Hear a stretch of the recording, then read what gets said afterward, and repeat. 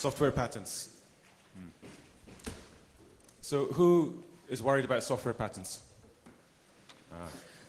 Okay, who is not worried about software patents? Because the non-programmers can leave the room. I read yesterday that Microsoft had to pay $1.5 billion for some patents on some maths, apparently, which is very interesting. In America, software patents have been a fact of life since about 1985. Small, first of all, and then. Now, I think 1 million pending patents, of which a large number have something to do with software. In Europe, it's still quite complex. So I want to explain today, for the software developers here, how software patents could affect you, how they exist legally, and what we as an association are doing about them. So, if you don't know who I am, I'm Peter Hinchens. I'm the president of the FFII. We're an association in Europe and a bit further abroad that have been working against software patents and for open standards and for copyright for about 7 years. We were founded in 1999 in Munich, and now we're in about 20 countries, 1,000 members. And what we do is we try to help our politicians gently to define laws which work better for our industry, which is programmer software. I'm a free software developer. I've been writing software since I was about, well, 17 actually, but that's a long time ago. I'm free software since 91, 92. What Europe has been doing basically is trying to imitate America. And I like the story of the guy jumping off the very tall building and he's falling down, and he's saying, so far so good, so far so good, so far so good. And this is Europe with software patents. We have in each country a fairly healthy approach to patents.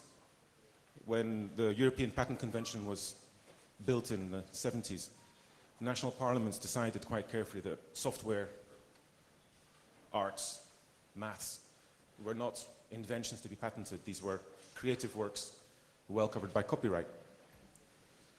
And this was what the European Patent Convention defined. And the each country in Europe has still this point of view. There was a case in the UK, for example, a few months ago, where the High Court said, look, this is software, it can't be patented. It's still an enshrined notion. But the EPO, which is this patent office outside the EU, has been, since '85, systematically changing the rules to allow patents on software. And it's a delicate process. It's taken them about 15 years. And with 5 steps, each time changing one thing, they come to the point where now if you take a program and go to Munich and say, I want to patent this program, they'll give you a patent. And it's also business methods. It's on ways of selling drugs. It's on ways of doing things. And the EPO still thinks, we should be like America. Europe is like the poor cousin of the rich Americans, and we should be like America. It's their dream. 1 million pending patents. The problem in America is that the system has gone completely crazy. It's falling apart. And the American economy isn't doing so well either. Europe is actually growing faster than the States. And people are seriously starting to wonder whether the patent system isn't really one of the big problems in America. Who here likes Microsoft? Okay, it's a fair bet. They're a software company, but when they pay $1.5 billion because they've been selling some MP3 software, have been distributing it, I find that offensive. I don't care who they are. I find that a company like Lucent, who don't make any MP3 products, didn't invent it, didn't develop it, are basically charging someone a tax for using maths. The effects of patenting, over-patenting, they're insidious. They stop people from doing things. It's not just in software. It's in health. For example, research into malaria, which is a disease that affects something like 100 million people, and is a really bad disease. The research into malaria is stopped, slowed down, blocked, because some companies own patents on some of the malaria parasites. So if you research, you're actually violating a patent. You're using information which is not public anymore. This is, little by little, turning what was and what we expect to be public, common goods you know, what we know, what we build, what we invent as a community, as a world, into private property in the name of profits. And the argument, it's a simple argument, it's a very childish argument, is that, you know, the market is always right and profits are always good, and anything you can sell and buy is a good thing, you know, it makes money for someone. But this is, it's very 1990s, you know, it's old. The example I give my wife is, it's good to be able to own a house, that's nice. It means that you can, you know, be owner of your house, you can, you know, fix the roof, and you won't get thrown out the next day by some landlord. But it would be really silly to sell off the streets. And some forms of property can be private, but some have to be shared, otherwise they, you know, the market we live in falls apart. Okay. So in Europe you have a few large companies, mostly Microsoft, SAP, Siemens, Nokia, Philips, who have been pushing very aggressively over the last years for software patents and basically trying to find any avenue they can to get what they see as a, you know, an essential tool for business and what everyone else sees as insanity. In 2005, the FFII fought and finished a very long battle. It began in about 2000, where there was an attempt to get a new directive through the Parliament which would have once and for all legalized software patents. This was a very divisive fight. It split the IT industry in two. You had a very visible, you know, fragmentation. Some companies really wanting software patents and some companies really against them.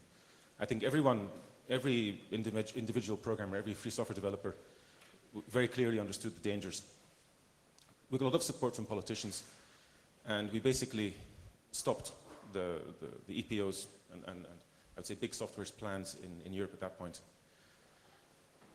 So, of course, you know, this is not a simple game, and with 15 years of developing software patents in Europe, there are many other ways of doing it. The current attempt, the current strategy is to basically bypass the European Union, bypass Parliament, and build a new patent court which would be outside Europe. So in Europe, if you're the EPO, if you're, you know, a pro software patent specialist, usually, you know, people who buy and sell software patents and patents in general, then if you look at the current situation, there's two big problems. One is these national courts, which don't like software patents and never have liked them. The second is the European Parliament, which is proven that it's able to stand up to, you know, bullying and actually say, no, go away. So the big plan and the big danger right now is this new proposal which would bypass the European Parliament and would bypass national courts. It's called the EPLA, you may have heard of it, European Patent Litigation Agreement. And what this means, it's an agreement which would be signed by a number of countries, and it would basically say when you have a patent lawsuit, you don't go to national court anymore. You go to this new court, which is very powerful and can you know, you can sue anyone in Europe for any amount of money for doing anything. It's lovely. It's a dream. What it would mean if EPLA gets signed is that all the software patents which are sitting in the EPO, a kind of, you know, in a state of limbo, they've been granted, they've been examined, they've been not opposed, they've been paid for, they're valid in quotes, they're valid at the global level, world patents, but they're not valid in Belgium, in France, in Germany, in the UK. They might be if you go to court and you really fight for them, but they're in limbo.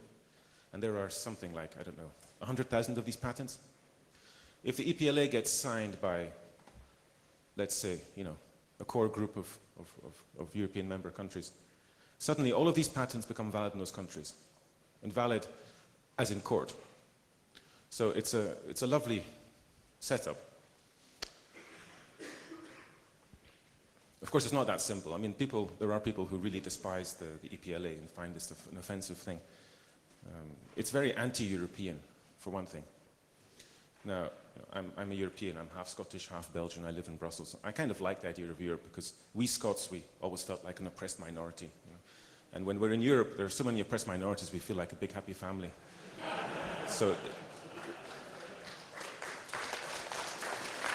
and you know, we've seen bad governments in the past. I think what's happening in Brussels isn't perfect, but I think it has a chance of being something quite good. And I would quite like to be, you know, one day when I'm 70 or 80, be a, you know, citizen of the United States of Europe. I think with, big macho political power. I think it could be fun. But, it's actually going to be another 20, 30 years of chaos, and out of this will emerge a functioning parliament, a functioning, two houses, a functioning legal system. And every step on the way is part of that. Now, something like EPLA is outside that. It's anti-European. It says, the European system doesn't work. We don't like the parliament. We don't like making laws by proper discussion and proper debate. We want to make our own laws completely outside any democratic process. I know that's a bad thing. There's no way of fixing it. There's no way of getting it, under control anymore. If the parliament isn't doing a bad job, and we proved this last year, 2 years ago. You go to the parliament, you knock on doors, you tell MEPs, this law is a bad law, and they listen. MEPs have to, at some point, answer to their voters, and I think this is the cure for many bad laws is to get them into the public debate, get them into the political arena where they can be discussed and looked at. So our goal as FFII, my goal as president of this association, is to bring the discussion of patents into the public arena. It's been done very much under the table. I think, like many laws get passed or many legal changes get made by avoiding discussion. All the experts get together and they agree on something, sign some documents, and suddenly there's a new law and no one knows about it. But patents aren't just some accessory thing. They're absolutely essential to our modern economy. Why, for example, can I, in Kenya, do a payment on my mobile phone, do a money transfer mobile phone, and why not in Europe? I mean, Europe invented the GSM standard, so why can't we make it evolve? The reason is patents. It's so heavily patented that there's almost no progress anymore. Just the licenses to get involved, like 110% of the cost. So patents are actually affecting us in every single domain, and the question of how we fix the patent system has to be answered by all of us, not by some experts in a room somewhere. So we're launching we are in the process of launching or have launched 3 separate initiatives. This EPLA thing, which has been floated for the past couple of years, is basically causing a lot of confusion, anxiety. The German presidency is pushing it very hard. The French have their own proposal, and the Germans are saying, well, the French can, not very important, we can leave them to have their election, and then when they're finished, we'll come back with our EPLA proposal. And SAP and Siemens are lobbying very hard, and the whole thing has got very stuck. The Commission doesn't like EPLA. They want their own thing called community patent, which is sitting there quietly. So we have a couple of years, 1 year, 2 years, to take some initiative. The first thing that we have done is set up a series of conferences, which we call the European Patent Conference. We had one in Munich last year, one in Brussels this year. We have one more in Brussels in May. And the goal is to get all the patent expert community, who are not all in favor of software patents. Many of them are actually clever and understand that a system which lives for a long time has to be balanced and has to work. It can't just take everything, it has to give back as well. And to bring these people into an event, into a group where they can speak together, exchange information, and come up with better ideas. So these events will be taking place all year, and we're running them with a number of interesting partners. Last time we had on the same stage Greenpeace talking about patents on life, and IBM explaining why patents in software were bad for open standards. So it's interesting to see how large, even the largest patent holder, software patent holder, IBM, can actually stand up publicly and say, look, there's a problem here. If we depend on open standards, and software patents make it impossible to make new open standards. So what do? We're basically stuck. The second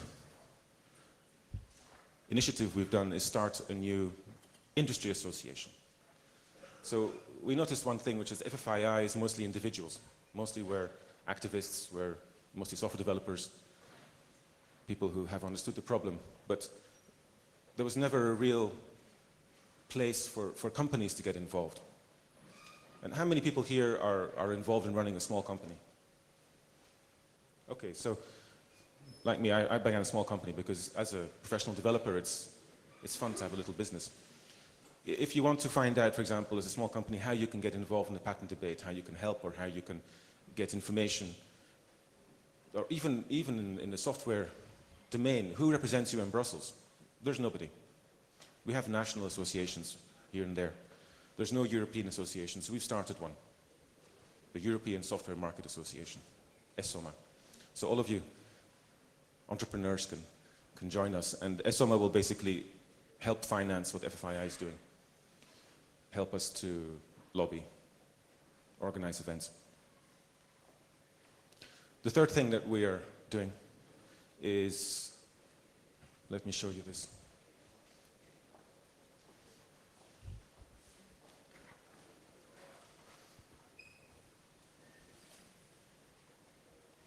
We're making posters. Okay. You can try to find these. I'll put a few boxes of these around the building. You can try and find them. There's 3 of these different posters. Okay. You probably can't see this at the back. This is the campaign for ethical patents. Now, what is this? This is a demand, a popular demand, for a patent system which actually works. Now, many people may think that the only good patent is a dead patent. You know, we don't want any patents at all. But that's an argument which doesn't work.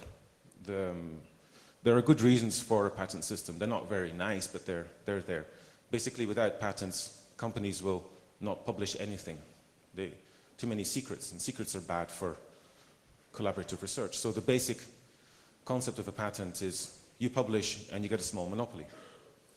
The problem is when the monopoly is 20 years long and vast. You know, I own MP3. That just doesn't work anymore. So this campaign is designed to ask the question, you know, who does the patent system today discriminate against? Why is it bad for open standards, for free software, for small businesses, even for, you know, poor people? Why are medicines too expensive? And what do we need to do to fix that? There's a website, Ethipat, the campaign for ethical patents. Basically, we want 1 million signatures, 10 million, hey, 1 billion signatures, I don't mind, but they've got to be real signatures. And then we will push for a new patent directive in Europe, which will actually define once and for all how the patent system should work, how long a patent should last for, what can be patented, how much it costs, how it happens. So the whole thing, which is now being defined by experts. I say experts, because what they're very good at is defining systems which make them money and make their friends money, not defining systems which help the common good. And ultimately, every law that we accept has to be a law which is good for all of us. Laws which are unjust and which are good for a few people and bad for everybody else are unethical. I'll finish there, and I'll take questions. Thank you very much.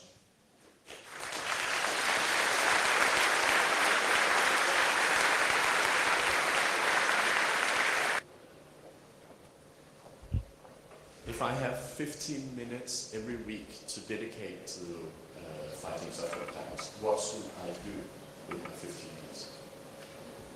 That's a very good question. It's not enough 15 minutes. 15 minutes a day might be good. If you want to help right now, just from the buzz of FOSDEM, go to the Ethipat site, try to understand the message and try to get some people to understand the message and spread it around. That's the first thing. If you want to help with the patent fight, it is a complicated subject, I'm sorry. Patents are difficult. The delicacies of the good and the bad are hard to understand. You have to read about it, research, get involved. You have lots of email lists, lots of wikis, lots of lists to get involved. The best thing to do at FII is to find a local group, national chapter, find out who's in charge, contact them and say, okay, when can I come and meet you? Maybe next month. Maybe try to keep in touch once every couple of months. See when things are happening. and discuss by email. That's the simplest. If you have too much money, make us a donation. We're all volunteers. Money helps. And for the rest, you know, keep your ears up, keep involved, do what's going on.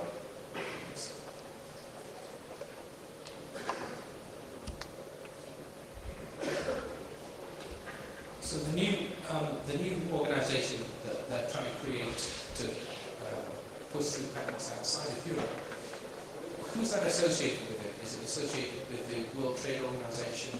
I mean, where is it being created and what can be done there? So this new entity which is planned, called the European Patent Litigation Agreement, that's the agreement. It would create an entity called the European Patent Judiciary, which would be basically run under the EPO. So the European Patent Organization runs the European Patent Office, would run also the European Patent Judiciary, would appoint the judges, would basically define the law and also choose people who would then decide on the law for fixed periods of time. It's a completely corrupt concept. Basically, you define a law, you choose your judges, and you say, if you don't implement the law the way I want it, I fire you. It's absolutely amazing. Mind-boggling.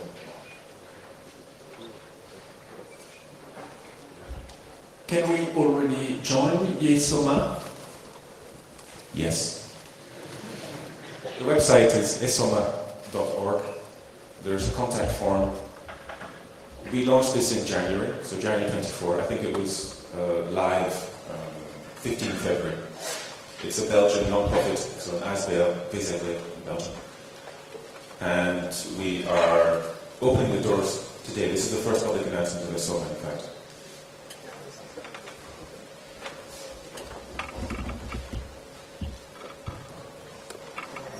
So you're basically fighting patents. Well, when it want to justify your work, you have to have some examples. Some company, some patents. What do you show, like real examples, your real enemies? Who are they?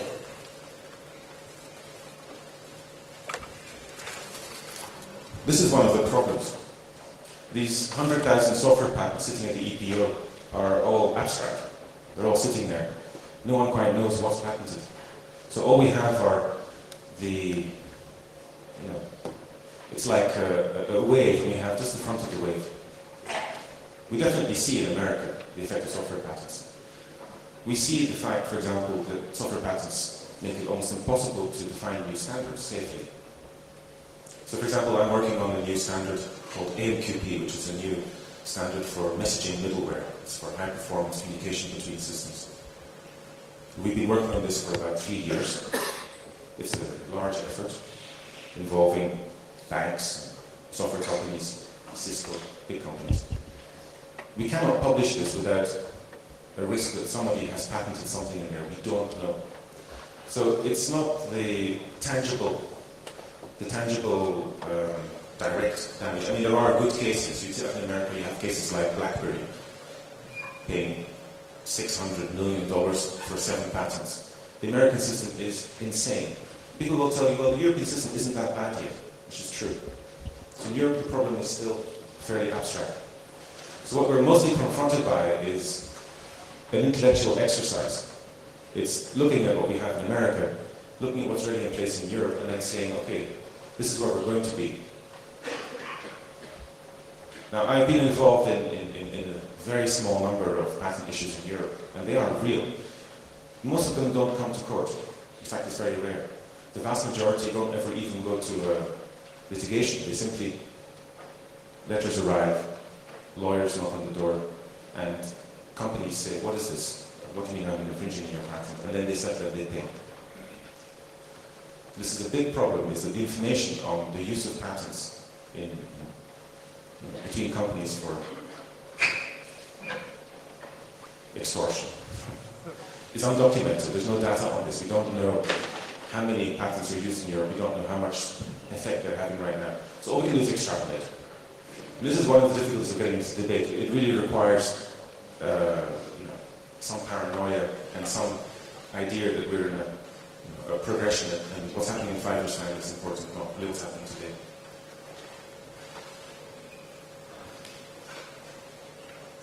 How much time do we have, sir? 5 minutes. Okay.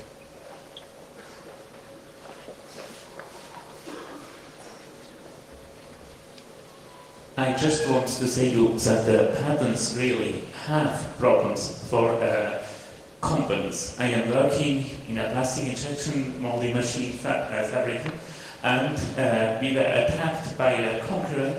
He said it is illegal. I have patented that we use Ethernet in a plastic machinery as injection molds. Okay, so we had to defend. Finally, it was declared as non-relevant, but yeah. You have fear, and you don't know whether you can sell in 1 year or 2 years the same machines. Thank you. So if you do have concrete cases, please let us know about it. We do lack data. As you say, it's about fear, and it's about risk. And it's about, if you're a small company, how much risk can you afford to take? If you go into a new market and you know that somebody has a patent which hasn't even been defended, but that they're willing to bring out their lawyers, how much risk can you afford to take? And this is also a big difference between Europe and America. In America, risk is it's a part of life that people actually, they positively seek risk in some cases. If you go to a venture capitalist and you say, we have this very risky project, and they'll give you more money, not less. But in Europe, you go to a capitalist and say, we have this risky project, they say, forget it, we don't like risk. So in the European context, any extra risk is very bad for small companies and very okay for the larger ones. And this is part of the psychological game. When there are patents in an area, it scares off competition. It lets companies use bluff, which is of course no basis for a market. The 100,000 patents you were talking about, are they publicly visible? Is there a database that I could query to see if my product potentially infringes some of these patents? Good question. So we do have a website called GAUS, which has been working to try to document which are the patents which are software patents. But there's a big problem with software patents. People don't say, I have patented a table. I'll take Eric Josephson's example here. They say, a table with 4 legs. They say, I've patented a horizontal surface with a number of extrusions, or, that's an angle which may vary from 10 to 110 degrees perpendicular to the surface, which may serve from anything from feet to coffee to plants. They then patent how the table could be made, how it could be sold. And this is a description, a legal document, which is almost impossible to understand. So in fact, you don't know what's patented until you're sued. Until someone says, this, in fact, is patented. I saw an example where somebody who had invented, something like a remote control, is now suing someone for electronic music distribution, saying this is the same thing. And if you look at the patent description, it could plausibly overlap.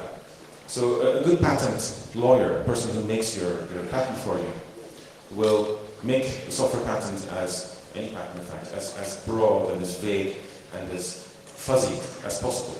And there's no pressure on the claimant to make quality patents on our big products. So for us, the conclusion right now is these software patents may not become legal instruments. They must be kept out of the market, period.